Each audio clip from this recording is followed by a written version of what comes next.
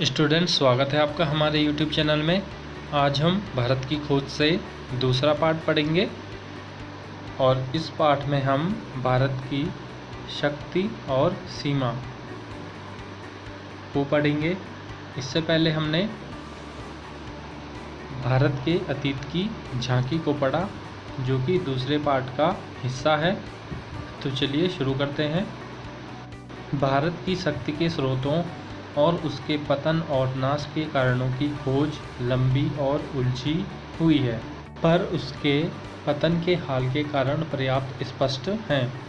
भारत तकनीकी दौड़ में पिछड़ गया और यूरोप, जो तमाम बातों में एक ज़माने से पिछड़ा हुआ था, तकनीकी प्रगति के मामले में आगे निकल गया। तो भारत के पिछड़ने की यहाँ पे नेहरू जी बात कर रहे हैं कि भारत एक समय में आगे था, किंतु तकनीक की दौड़ में वह पिछड़ गया और जो यूरोप हर बात में भारत से पिछड़ा हुआ था, वह तकनीकी प्रगति करके, वैज्ञानिक प्रगति करके भारत से आगे निकल गया। इस तकनीकी विकास के पीछे विज्ञान की चेतना थी तथा हौसलामंद जीवनी शक्ति और मानसिकता थी। नई तकनीकों ने पश्चिमी यूरोप के देशों को सैनिक बल दिया और उसके लिए अपना विस्तार करके पूरब पर अधिकार करना आसान हो गया। यह केवल भारत की ही नहीं, लगभग सारे एशिया की कहानी है। यूरोप के बारे में नेहरू जी बता रहे हैं, वैज्ञानिक तकनीकी के कारण उनके पास सैनिक बल को बढ़ावा देने का सहारा मिला और उसके बाद उन्होंने पूरब पर अधिकार किया। अपने सैनिक बल के और विज्ञान की प्रगति के कारण यह सब उनके लिए आसान हो गया और केवल भारत ही नहीं, उन्होंने लगभग सारे एशिया पर अपना अधिकार किया। ऐसा क्यों हुआ? इस बुद्धि को सुलझाना ज़्यादा मुश्किल है, क्योंकि पुराने समय में तो भारत में मानसिक सजगता और तकनीकी कौशल की कमी थी नहीं, किंतु बाद की सदियों में उत्तरोत्तर गिरावट का आभास होने लगा।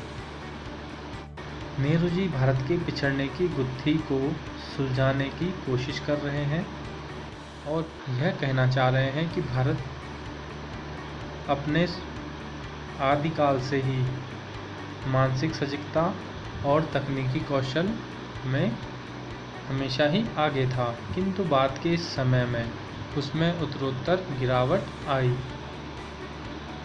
जीवन की लालसा और उद्यम में कमी आ जाती है। क्षीण होती रचनात्मक प्रवृत्ति की जगह अनुकरण की प्रवृत्ति ले लेती है।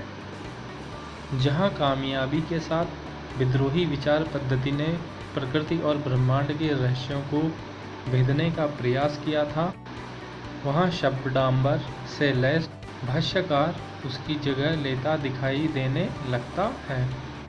आरंभ में भारत ने बहुत ही अधिक प्रगति की। उसने प्रकृति को जाना, ब्रह्मांड के रहस्यों को भेदने की कोशिश की, किंतु बाद के समय में शब्दों का दिखावटीपन और भाष्यकार ने उसकी जगह को ले लिया। भाष्यकार का मतलब भाषा को लिखने वाला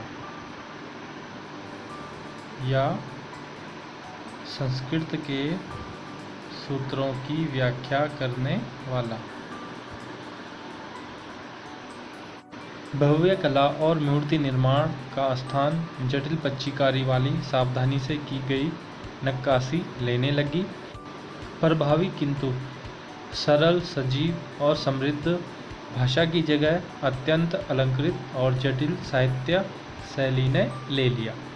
यहाँ नेहरू जी का मानना है कि जो साहित्य में सरल, सजीव और समृद्ध भाषा का प्रयोग किया जाता था, बाद के समय में जटिल और अलंकृत भाषा शैली का प्रयोग किया जाने लगा, जिसको समझना हर किसी की बात नहीं थी। साहसिक कार्यों की लालसा और झलकती हुई जिंदगी जिसके कारण सुदूर देशों में भारतीय संस्कृति का प्रसार संभव हो सकता था, क्षीण हो चली और उसके स्थान पर महासागरों को पार करने पर रोक लगाने वाली संकीर्ण रूढ़िवादिता ने जन्म ले लिया। इस अलंकृत और जटिल भाषा के कारण जिस भारतीय संस्कृति का प्रचार प्रसार दूर दूर तक महासागरों को पार करने के लिए होने लगा, वही भाषा के स्थान पर संकीर्ण रूढ़िवादिता ने जन्म ले लिया। संकीर्ण रूढ़िवादिता छोटी सोच या किसी भी पुरानी परंपरा को मानना। जांच पड़ताल की विवेकपूर्ण चेतना लुप्त होती गई और अतीत की अंधी मूर्ति पूजा ने उसकी जगह ले ली। अतीत के विकट भार ने उसे कुचल कर रख दिया और वह एक तरफ की मूर्छा से ग्रस्त हो गई। मानसिक जड़ता और शारीरिक थकावट की इस हालत में भारत को ह्रास होने लगा। वह गतिहीन और जड़ हो गया, जबकि विश्व के दूसरे हिस्से प्रगति के पथ पर बढ़ते गए। तो भारत के पिछड़ने का कारण भारत की रूढ़िवादिता और उद्यमिता में कमी यहाँ पे बताया गया है, जबकि विश्व के दूसरे हिस्से विज्ञान की प्रगति होने के कारण निरंतर आगे बढ़ते जा रहे थे। किंतु यह स्थिति का पूरा और पूर्णतः सही सर्वेक्षण नहीं है। यदि केवल जड़ता और गतिहीनता का एक रस और लंबा दौर रहा होता तो उसका नाता अतीत से पूरी तरह टूट जाता। नेहरू जी भारत की शक्ति और सीमा के बारे में बात कर रहे हैं। भारत के पिछड़ने के ऊपर तो उन्होंने बात की ही, लेकिन यहाँ पे अपने तर्क को आगे बढ़ाते हुए वह कह रहे हैं कि यदि ऐसा होता तो भारत पूरी तरह से अपने अतीत से अलग हो जाता, किंतु ऐसा नहीं हुआ। तो इस तरह से यह स्थिति का पूरा सही सर्वेक्षण नहीं है। एक युग का अंत और उसके ध्वंसावशेषों पर किसी नई चीज का निर्माण होता। यदि भारत गतिहीन होता तो उसके ध्वंसावशेषों पर किसी नई चीज का निर्माण होने लगता, किंतु ऐसा नहीं है। भारत के जो अतीत से चली आ रही परंपराएं हैं वो आज भी चली आ रही हैं। इस तरह का कर्मभंग नहीं हुआ और भारत में भी निरंतरता बनी रही। तो नेहरू जी यहाँ पे कह रहे हैं जो भारत की परंपराएं हैं वह निरंतर चलती रहीं, उसका कोई भी कर्म टूटा नहीं और भारत में भी निरंतरता बनी रही, भले ही वह विज्ञान की प्रगति में अन्य देशों से पिछड़ गया। इसके अलावा समय समय पर पुनर्जागरण के दौर आते रहे। पुनर्जागरण का आशय मतलब समय समय पर साहित्यिक क्रांतियाँ होती रहीं, लोग शिक्षित होते रहे। जैसे भारत में सती प्रथा का विरोध किया गया, बाल विवाह का विरोध किया गया, तो यह सब के सब संभव हुआ पुनः जागरण के कारण। नए को समझने और उसे अनुकूल बनाकर कम से कम पुराने के उस अंश के साथ जिसको रक्षा करने लायक समझा गया उसका सामंजस्य करने के प्रयास साफ दिखाई पड़ते हैं। तो नेहरू जी भारत के बारे में लिख रहे हैं कि भारत ने पुराने के साथ साथ नए परिवर्तन को मिलकर एक रूप देने का प्रयास किया, सामंजस्य कराने का प्रयास किया।